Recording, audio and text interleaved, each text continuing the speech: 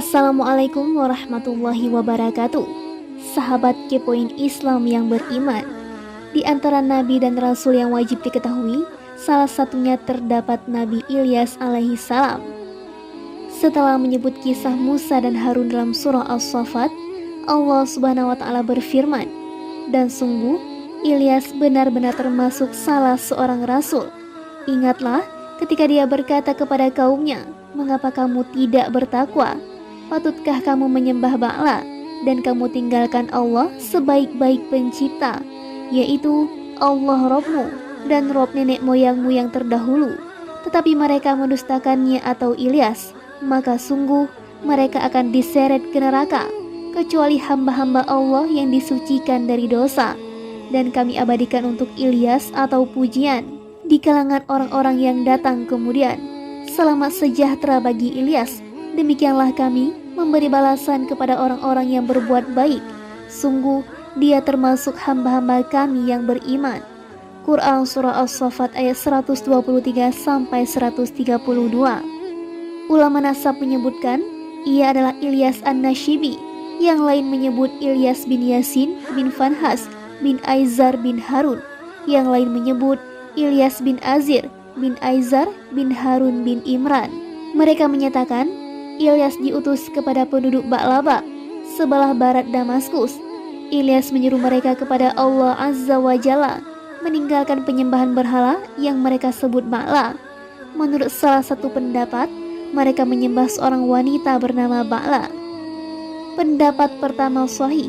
Karena itu, Ilyas berkata kepada mereka, "Mengapa kamu tidak bertakwa? Patutkah kamu menyembah Ba'la dan kamu tinggalkan Allah sebaik-baik pencipta, yaitu Allah Rabbmu dan Rabb nenek moyangmu yang terdahulu?" Mereka mendustakan, menentang, dan bermaksud membunuhnya. Ada yang menyatakan Ilyas melarikan diri dan bersembunyi dari mereka. Abu Yaqub Al-Azra'i meriwayatkan dari Yazid bin Abdus Samad dari Hisham bin Ammar, ia berkata, "Aku mendengar seseorang yang meriwayatkan dari Ka'ab Al-Ahbar.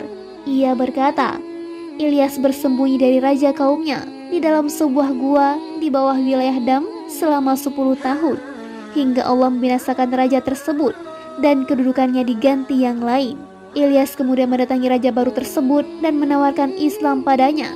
Banyak sekali di antara kaumnya yang masuk Islam, kecuali 10.000 di antaranya. Si raja kemudian memerintahkan untuk membunuh mereka semua." Ibnu Abi Dunya meriwayatkan dari Abu Muhammad Qasim bin Hashim, dari Umar bin Sa'id ad-Dimashqi, dari Sa'id bin Abdul Aziz, dari salah seorang syekh Damaskus. Ia berkata, Ilyas menetap di dalam gua sebuah pegunungan selama 20 malam kala melarikan diri dari kaumnya. Atau ia menyebut 40 malam, gagak datang menghampiri membawakan rezekinya.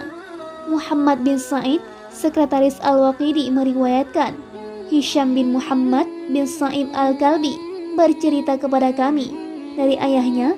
Ia berkata, Nabi pertama yang diutus adalah Idris, berikutnya Nuh, Ibrahim, Ismail, Ishak, Yakub, Yusuf, Lut, Hud, Salih, Syu'aib, Musa, Harun, keduanya anak Imran.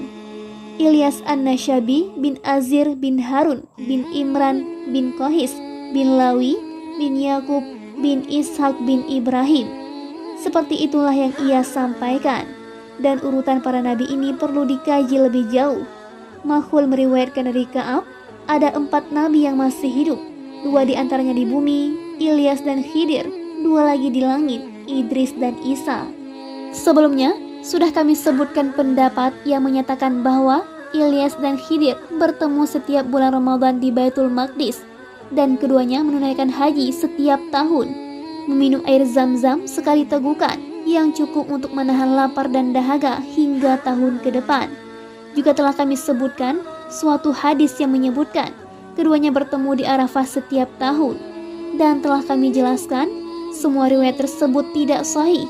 Dalil yang ada justru menunjukkan Khidir sudah wafat, seperti itu juga Ilyas. Terkait penuturan Wahab bin Munabbi dan lainnya, bahwa Ilyas berdoa kepada Allah Azza wa Jalla agar mewafatkannya kala kaumnya mendustakan dan menyakitinya. Kemudian ada seekor hewan menghampiri, warnanya seperti api. Lalu Ilyas naik ke atasnya. Allah memberinya sayap, mengenakan cahaya padanya, menghilangkan rasa lapar dan dahaganya. Ia menjadi separuh manusia, separuh malaikat, separuh makhluk langit, separuh makhluk bumi. Kemudian ia berwasiat kepada Yasa bin Akhtub. Riwayat ini perlu dikaji lebih jauh. Riwayat ini bersumber dari kisah-kisah Israiliyat yang tidak bisa dibenarkan juga tidak bisa didustakan. Yang jelas, riwayat ini tidak sahih. Terkait hadis yang diriwayatkan Al-Hafiz Abu Bakar Al-Baihaqi, Abu Abdullah Al-Hafiz mengabarkan kepada kami, Abu Abbas Ahmad bin Sa'id Al-Ma'dani, Imam Bukhari bercerita kepadaku, Abdullah bin Mahmud bercerita kepada kami, Abdan bin Sinan bercerita kepada kami, Ahmad bin Abdullah Al-Barqi bercerita kepadaku, Yazid bin Yazid Al-Balawi bercerita kepada kami, Abu Ishaq Al-Fazari bercerita kepada kami, dari Auza'i, dari Makhul, dari Anas bin Malik, ia menuturkan, suatu ketika kami bersama Rasulullah SAW dalam perjalanan. Kami singgah di sebuah tempat. Lalu ada seseorang di lembah mengucapkan, Ya Allah, jadikanlah aku umat Muhammad SAW yang dirahmati, diampuni dan diterima taubatnya. Aku kemudian melihat dari atas ke arah lembah. Ternyata ia lelaki dengan tinggi lebih dari 3 hasta. Ia bertanya kepadaku, kamu siapa? Aku menjawab, aku Anas bin Malik, pelayan Rasulullah. Mana orangnya? Tanyanya kembali. Itu orangnya. Beliau mendengar kata-katamu, jawabku. Ia kemudian berkata, hampiri dia, sampaikan salamku padanya, dan katakan padanya, saudaramu Ilyas menitipkan salam padamu. Aku kemudian menemui Nabi SAW dan memberitahukan hal itu pada beliau. Beliau menghampiri orang tersebut lalu merangkul dan mengucapkan salam padanya. Setelah itu keduanya duduk mengobrol. Ia berkata pada beliau, wahai Rasulullah, dalam 1 tahun aku hanya makan sekali, dan hari ini adalah hari berbuka bagiku. Aku ingin kita makan bersama. Meja makan kemudian turun dari langit menghampiri keduanya. Di atasnya ada roti, ikan, dan daun seledri. Keduanya kemudian makan, lalu memberikan sebagiannya padaku. Kami kemudian salat asar. Setelah itu beliau melepas kepergian Ilyas. Aku melihatnya naik di atas awan ke langit. Al-Baihaqi sudah mewakili kita mengomentari hadis ini. Ia mengatakan hadis ini dhaif sekali. Anehnya, Hakim Abu Abdullah An-Naisaburi mentakhrij hadis ini dalam Mustadraknya. Inilah di antara faktor yang membuat kitab Al-Mustadrak harus dilarat, karena hadis ini maudhu, menyalahi hadis-hadis sahih dari berbagai sisi, di samping maknanya juga tidak benar. Seperti telah disebutkan sebelumnya dalam kitab Sahihain, Rasulullah SAW bersabda, sungguh Allah menciptakan Adam, panjangnya 60 hasta, sampai pada sabda beliau, dan bentuk tubuh terus menyusut hingga sekarang. Dalam hadis riwayat Al-Baihaqi sebelumnya disebutkan, Rasulullah SAW yang menghampiri Ilyas, bukan sebaliknya. Ini tidak benar, karena seharusnya Ilyas yang menghampiri Nabi SAW selaku penutup para nabi. Dalam hadis ini juga disebutkan, Ilyas hanya makan sekali dalam setahun. Padahal riwayat Wahab sebelumnya menyebutkan bahwa Allah menghilangkan rasa lapar dan dahaganya. Riwayat lain menyebutkan, Ilyas meminum air zam-zam sekali tegukan yang cukup untuk menahan lapar dan dahaga hingga tahun berikutnya. Ini semua kontradiktif, batil, dan sedikit pun tidak ada yang benar. Ibnu Asakir menyebutkan hadis ini dari jalur berbeda, dan ia akui kelemahannya. Sikap Ibnu Asakir ini aneh. Kenapa ia bisa mengomentari seperti itu?